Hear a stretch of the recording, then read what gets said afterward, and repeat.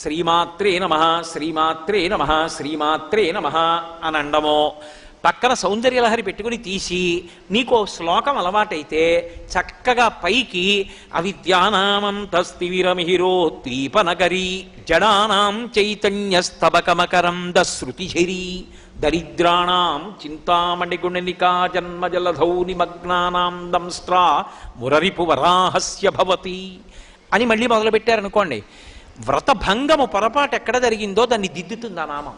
దిద్ది వ్రతం పూర్తవడానికి కింద తీసుకెడుతూ ఉంటుంది. అందుకని భగవన్నామమును పలుకుతుండు వ్రతం చేసేటప్పుడు, లేకపోతే వ్రతభంగం జరిగిపోయే అవకాశం ఉంది.